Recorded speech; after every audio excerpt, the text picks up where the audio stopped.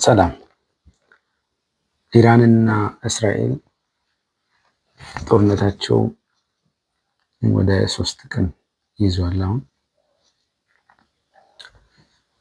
በጣም የሚገርማችሁ ነገር እኔ ባይዘይ ጦርነት አልደግፍም። በማንኛውም አይነት ምክንያት በምንም አይነት ሰዓት ጦርነት ደጋፊ አይደለሁም።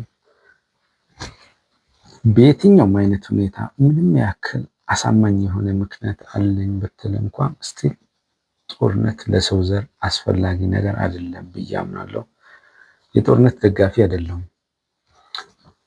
ግን የሁለቱ ሀገራት ስትራቴጂያቸው ትንሽ እየገረመኝ ስለሆነ በሱ ነገር ላይ የሆነ ነገር ለማለት ፈለኩኝ። ተመልከቱ፣ እስራኤልና ኢራን ሁለቱ ያላቸው ስትራቴጂ በጣም እንደሚለያይ እያየሁት ነው። ምን መሰላችሁ?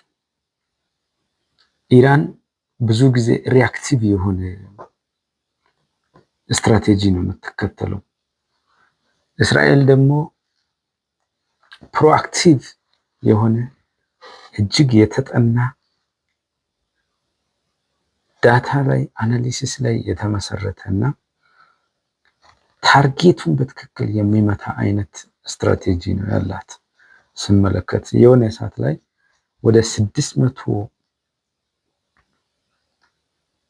ሚሳኤል ተተኮሰባት እስራኤል ላይ ከኢራን ማለት 600 ሚሳኤል በተተኮሰ ማግስት የዓለም ሕዝብ ሁሉም የሚጠብቀው በነጋታው ወጥታ እሷም ማዕት ሚሳኤል ታዘንባለች ኢራን ላይ የሚለው ነበር። ግን አላደረገችም፣ ዝም አለች። ምን አስባ ነው ዝም ያለችው? ምላሽም አልሰጠችም፣ ጸጥ አለች። የሆነ ሰዓት ላይ ግን ምን አደረገች? በጣም ጥናት አድርጋ በትክክለኛው ሰዓት ልክ 1 ወር ካለፈ በኋላ ምላሽ ሰጠች። በዛም ምላሽ ቁልፍ የኢራን የጦር ሳይቶችን መተቻቸው። የሚሳኤል ማከማቻ ቦታዎችን እንዳለ ድባቅ አደረገች። አሁንም እያደረገች ያለችው ነገር ስንመለከት ተመሳሳይ ነገር ነው። ስትራቴጂዋ ግልጽ ነው። አይ ቲንክ ጦርነት እንደሚጀመርና አይቀሬ መሆኑ ከታወቀ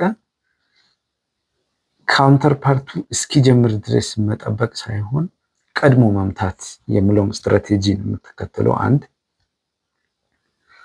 ከመቱ ደግሞ በዝቅተኛ ወጪ ጦርነቱን ማሸነፍ፣ በአጭር ጊዜ ጦርነቱን ማሸነፍ ማጠናቀቅ የሚለውን ስትራቴጂ ነው የምትከተለው። በዝቅተኛ ወጪ ካልተቻለ ባስከፈለው ወጪ ተከፍሎ ጦርነቱን ማሸነፍ። ነገር ግን በተጠናው በተደረገው አናሊሲስ መሰረት በተጠናው መሰረት የፈለገው ዋጋ ተከፍሎ ስቲል የሚሸነፉ ከሆነ ከመጀመሪያውም ጦርነት አለመጀመር የሚለው ስትራቴጂ ነው ያላት እስራኤል።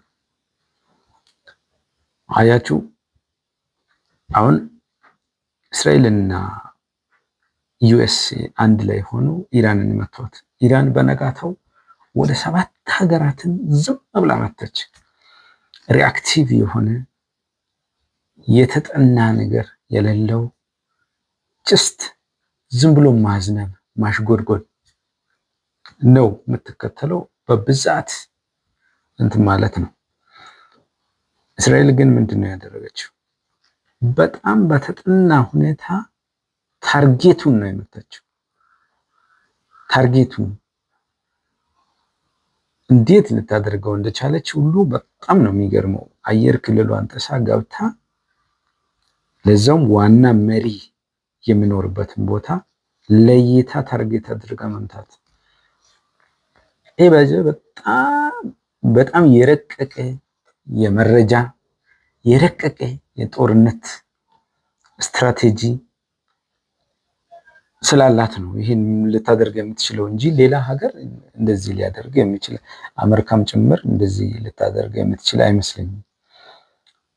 እጅግ በተጠና መንገድ ነው ባይዞ አንድ ሀገር አየር ክልሉን ጥሶ ገብቶ መሪውን እስከ መግደል ድረስ የሚደርስ በጣም እጅግ በጣም ከባድ ነው። እንደውም አቅም የሌለው ደካማ ሀገርም ቢሆን ስቲል እንደዚህ ለማድረግ በጣም ያስቸግራል። በጣም አስቸጋሪ ነው። ነገር ግን ኢራን ደግሞ በጣም ስጋት እንዳለባት የምታውቅ ሀገርና በጣም ቅድመ ጥንቃቄ የምታደርግ ሀገር ላይ ገብቶ መሪውን እስከ መግደል ድረስ የሚደርስ እርምጃ መውሰድ ምን ያክል የተጠና ስትራቴጂ እንደምትከተል ማሳያ ነው።